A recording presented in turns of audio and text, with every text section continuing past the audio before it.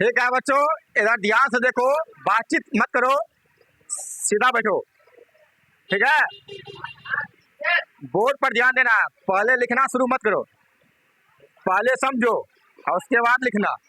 ठीक है, तो आज हम बताने वाले हैं समबाहु त्रिभुज का क्षेत्रफल √3/4 गुना भुजास्कर होता है। समझ में आ गया ना? यह कैसे प्रूफ होता है, यह प्रूफ करके हम देखेंगे।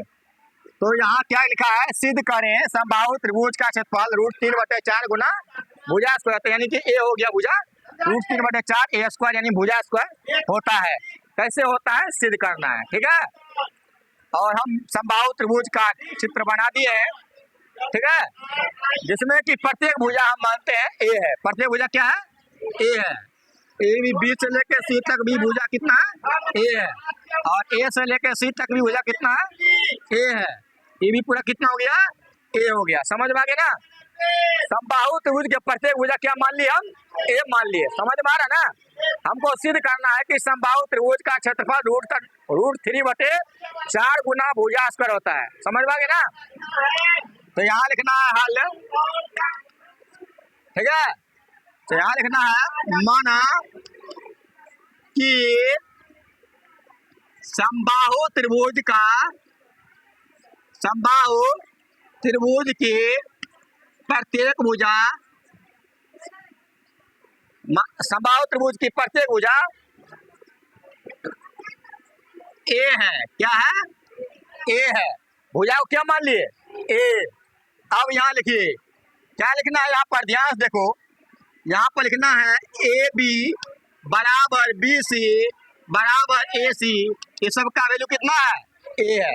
ये सब भुजा है, ए बी बी सी ए सी क्या है, जिसका मान क्या दिए हैं, ए। तो ए को क्या मान लिए हम, भुजा, यानी कि ए बी का मान भी है ए, बी सी का भी ए और ए सी का भी ए। भुजा का नाम ले दिया हम। आगे बढ़ते हैं।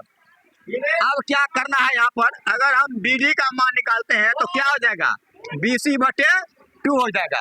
अगर हम बी डी का मान निकालेंगे तो क्या हो जाएगा, BC/2। यानी कि यहाँ पर बी डी बराबर लिख सकते हैं, BC का मान कितना है, ए है। BC मान ए है, यहाँ लिख देते हैं ए। अब बटे में क्या हो जाएगा, 2। अब यहाँ ले देंगे a/2। अगर ये BD का मान a/2 निकल गया है तो इसका मतलब है कि BC का भी मान हो जाएगा a/2, नहीं होगा, क्योंकि दोनों दूरी आपस में बराबर है। चूंकि यहाँ बताया जाता है कि BD बराबर DC, यानी कि BD का मान DC के मान के बराबर है। जब BD का मान निकल गया a/2 तो DC का भी मान कितना निकल जाएगा, a/2 निकल जाएगा। समझ में आ गया ना? अब आगे हमको बढ़ना है, तो यहाँ पर देखिए, ध्यान से देखिए, तो ये हो जाएगा नाम। समझ में आ गया, 90 डिग्री। ये भी हो गया 90 डिग्री। समझ में आ रहा ना? 90 डिग्री के सामने वाले जो भुजा होते हैं ये क्या कहलाता है, कर्ण कहलाता है। 90 डिग्री सामने वाली भुजा कर्ण कहलाता है। शेष भुजा नाम अलग अलग होता है, लंब और आधार। तो चलिए, इसमें हम जो है यहाँ पर थीटा मानते हैं, मान लीजिए, तो लंब हो जाएगा AD। लंब क्या हो जाएगा, AD। तो हमको AD निकालना है। क्या निकालना है, AD निकालना है। तो यहाँ लिखेंगे AD बराबर निकालेंगे तो क्या हो जाएगा, √AB² और माइनस में क्या हो जाएगा, BD²। समझ में आ गया ना? BD का मान कैसे प्राप्त किए हम, तो BC का आधा कर दिए तो BD का मान आ जाता है। समझ में आ गया ना? आगे बढ़ते हैं हम। तो AB का वैल्यू कितना है, A है, तो यहाँ लिख देते हैं A का होल स्क्वायर। अब BD का वैल्यू कितना है, a/2, तो यहाँ लेते हैं a/2 का होल स्क्वायर। इतना तो समझ में आ गया, किसी को दिक्कत नहीं है। पाइथागोरस प्रमेय का हम यूज कर रहे हैं। समझ में आ गया ना? आगे चलिए, तो A का वर्ग कितना हो जाएगा, a² और a/2 का वर्ग कितना हो जाएगा, a²/4।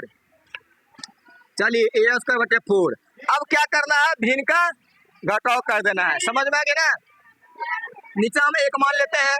अब 1/4 का लघुत्तम लेंगे, तो 1/4 का लघुत्तम कितना हो जाएगा, 4 हो जाएगा। 4 में 1 से भगा देंगे तो 4 मर्तबा कर गया, उसको a² से गुना करेंगे। 4 को a² से गुना करेंगे, कितना हो जाएगा, 4a²। यहाँ लिख देंगे 4a²। घटाओ फिर 4 में 4 से भगा देंगे तो कितना हो जाएगा, एक मरतबे कट गया, एक को ए स्क्वायर से गुना करेंगे कितना हो जाएगा ए स्क्वायर, यहाँ ले देंगे ए स्क्वायर। इतना दूर समझ में आ गया? किसी को दिक्कत परेशानी प्रॉब्लम नहीं? तो आगे बढ़ते हैं। अब आगे चलिए, यहाँ लिखेंगे 4 ए स्क्वायर में से ए स्क्वायर घट जाएगा, कितना बचेगा 3 ए स्क्वायर, यहाँ लिख देंगे 3 ए स्क्वायर।